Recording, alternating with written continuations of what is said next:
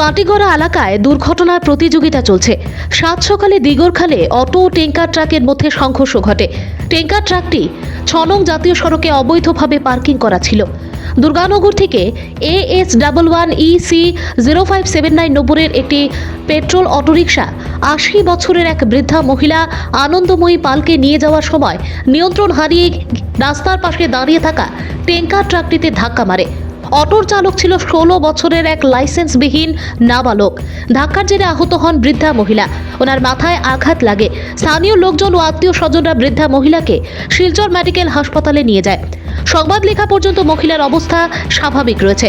অবৈধ পার্কিংয়ে রাখা ট্যাঙ্কার ট্রাকটির নম্বর হলো AN01AA6379। পরে গুমরা পুলিশ এসে ট্যাঙ্কার ও অটোরিকশাকে থানায় নিয়ে আসে। আহত বৃদ্ধার পরিবার থেকে থানায় কোনো অভিযোগ দাখিল করা হয়নি।